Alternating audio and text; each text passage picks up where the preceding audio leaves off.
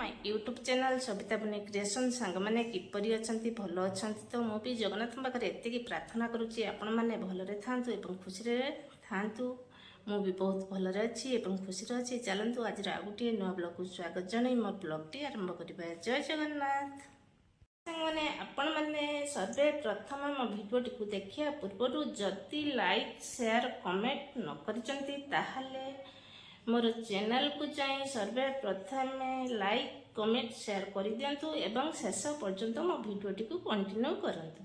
जय जगन्नाथ।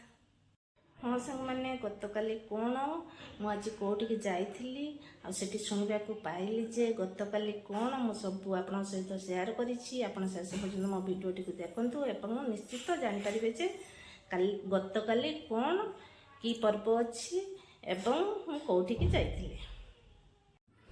हाँ सांग मैंने आपन तो जानते बर्तमान ठंडा पाग एत शीत हो सही होनी जमारू 2 दिन है प्रबल माने ठंडा पकई जोर ठंडा भी लगुच मोर इच्छा है आज छात उपर जाए टे खरा खाई आसबि गला बेलू एते माने स्वप्न भी भाभी नी जे एमती देखी बुली आपने देखुवे मु कौन आपण सहित शेयर करी कौन कहबी बोली आपन तो देखि पारुथिबे फूल गछ गुड़िक एते सुंदर भावे देखा जाउथुला जे मते मु भाबिली जे फूल माने मते अपेक्षा करी रहिचंती।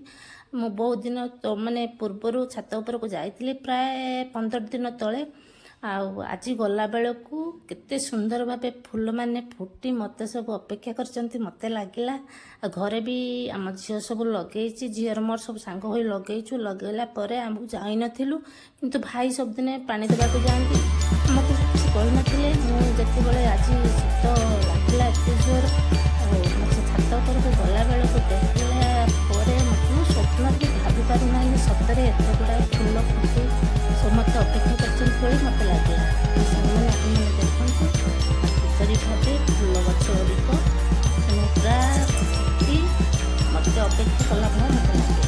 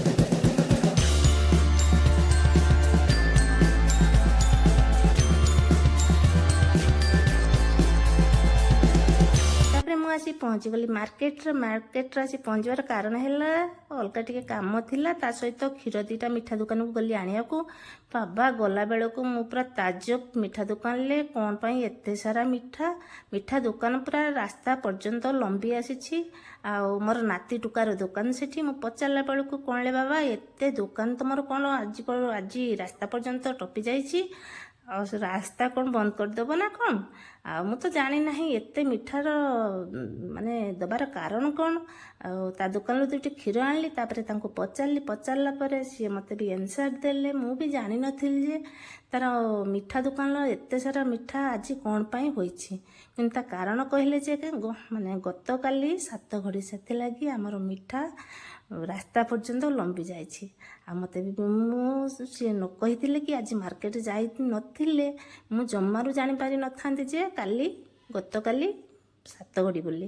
କାରଣ ଆମ ଶାଶୁଘର ତ 7 ଘଡ଼ି ନାହିଁ, ବାପ ଘରେ 7 ଘଡ଼ି ଅଛି। ଆଉ ବହୁତ ଦିନ, ମୋର ତ ବାହାଘର 30-35 ବର୍ଷ ହୋଇଗଲାଣି। ଆଉ ମୁଁ ଆସି ପହଞ୍ଚିଲା ପରେ ଏଠି ତ ଶାଶୁଘରେ ଜମାରୁ 7 ଘଡ଼ି ନାହିଁ, କାରଣ ମୁଁ 7 ଘଡ଼ି ଜାଣିପାରେନି। ଆମ ଘରେ ଦେଲା ପରେ ଭାର ମାନେ ମିଠା 7 ଘଡ଼ିରେ ମୁଁ ସେଠୁ ଜାଣିପାରେ ଯେ ଆଜି 7 ଘଡ଼ି। କିନ୍ତୁ ଆଜି ମାର୍କେଟ ଯାଇଥିଲି ବୋଲି ଆଉ ମାନେ ମିଠା ପୁରା ରାସ୍ତା ପର୍ଯ୍ୟନ୍ତ ଲମ୍ବି ଯାଇଛି। ତାଙ୍କ ଦୋକାନଟି ଆଜି ବଡ଼ ହୋଇଯାଇଛି। ଆଉ ମିଠା ବହୁତ ସୁନ୍ଦର, ସବୁ ପ୍ରକାର ମିଠା ବି ତିଆରି ହେଇଛି। ସେଥିଲାଗି ପଚାରିବାରୁ ସେମାନେ ଆନ୍ସର୍ ଦେଲେ ଯେ ଆଜି ମିଠା ବିକିବାର କାରଣ ହେଲା ଗତକାଲି 7 ଘଡ଼ି ପାଇଁ ଆମର ଏତେ ସାରା ମିଠା। ଆପଣମାନେ ତ ଦେଖିପାରୁଥିବେ କେତେ ସାରା ମିଠା ତାଙ୍କ ଦୋକାନରେ ପୁରା ଭରପୁର ହୋଇଯାଇଛି। ସନ୍ଧ୍ୟା ସୁଦ୍ଧା ଇଏ ପୁରା ବିକ୍ରି କମ୍ପ୍ଲିଟ୍ ହୋଇଯିବ ମୋତେ ଯାହା ଲାଗୁଛି। ତାପରେ ଏଠି ଜଣେ ମୋର ଅପା ଦୋକାନରେ ଦେଖାହେଲା ପରେ ମୋତେ ଗୋଟିଏ ରାବିଡ଼ି ଦେଲେ। ଆଉ ସେ ମୋତେ ପଚାରିଲେ ଯେ କ'ଣ ଖାଇବ, ମୁଁ କହିଲି ନାଇଁ କିଛି ଖାଇବିନି, ମାନେ ନାଇଁ ଭଉଣୀଟି ଦେଖାହେଲା ତ ସେଥିଲାଗି ମୋତେ ଗୋଟେ ରାବିଡ଼ି ଦେଲେ। ଆଉ ମୁଁ ରାବିଡ଼ିଟେ ବସି ଖାଇଲି। ତାଙ୍କ ଦୋକାନରେ ରାବିଡ଼ିଟି ତ ବହୁତ ଟେଷ୍ଟ ହୋଇଥିଲା। ଆଉ ସେ ଅପା କହିଲେ ଆଉ କ'ଣ ଖାଇବ, ମୁଁ କହିଲି ନାଇଁ ଆଉ କିଛି ଖାଇବିନି। ଆଉ ଯାହା ହଉ ମୁଁ ସେଠି ଗୋଟେ ରାବିଡ଼ି ଖାଇଦେଲି। ଖାଇଦେଇ ସାରିଲା ପରେ ମୁଁ ତାଙ୍କ ମିଠା ଦୋକାନ ବି ପୁରା ଦେଖିକି ଚାରିଆଡ଼େ ବୁଲି ସାରିଲା ପରେ ପୁରା ତାଜୁବ ହୋଇଗଲି। କେତେ ସାରା ଲମ୍ବି ଯାଇଛି ତାଙ୍କ ଦୋକାନ। ଆଜି ଦୋକାନଟି ପୁରା ବଡ଼ ହୋଇଯାଇଛି। ଆପଣମାନେ ଦେଖିପାରୁଥିବେ, ମୁଁ ତ ବ୍ଲଗ୍ରେ ଆପଣଙ୍କୁ ଦେଖାଉଛି, ଆପଣଙ୍କ ସହିତ ସେୟାର କରୁଛି। ଆଉ ସେଠୁ ରାବିଡ଼ିଟି ଧରିକି ଘରକୁ ପଳେଇ ଆସିଥିଲି। ସେ ଅପା ମାନେ ଭଉଣୀ ଜଣେ ଦେଖି କହିଲେ ନାଇଁ ଏଇଠି ଖାଇଦେଇକି ଯା। ମୁଁ ବି ସେଠି ରାବିଡ଼ି ଖାଇକି ଆସିଲି। ଆଉ ଦେଖିପାରୁଥିବେ ସାଙ୍ଗମାନେ ମିଠା କେତେ ସୁନ୍ଦର ଭାବେ ସଜେଇକି ରଖିଦେଇଛନ୍ତି। ସବୁ ପ୍ରକାର ମିଠା ବି ଏଠି ମାନେ ପୁରା ଭରପୁର। ତାପରେ ମୋର ଗୋଟେ ନାତି ଟୋକା ସହିତ ଦେଖାହେଲା। ନାତି ଟୋକା ମୋ ସହିତ ଟିକେ କାନ୍ଧର ହାତ ପକାଇ ପୁରା ଫଟୋ ସୁଟ୍ କଲି। ତାପରେ ଘରକୁ ଫେରିଲି କାମ। ମାନେ ଆପଣମାନଙ୍କୁ ଯଦି ସତରେ ମୋ ଭିଡ଼ିଓଟି ଦେଖିଲା ପରେ ଆପଣମାନଙ୍କୁ ଭଲ ଲାଗିଥାଏ ତାହେଲେ ଲାଇକ୍, ସେୟାର, କମେଣ୍ଟ କରିବାକୁ ଜମାରୁ ଭୁଲିବେନି। ନେକ୍ସଟ ବ୍ଲଗ୍ରେ ଆପଣଙ୍କ ସହିତ ମୋର ଦେଖା ହେବ। ସେ ପର୍ଯ୍ୟନ୍ତ ରହିଲି। ଗୁଡ୍ ବାଏ, ନମସ୍କାର, ଜୟ ଜଗନ୍ନାଥ ସାଙ୍ଗମାନେ।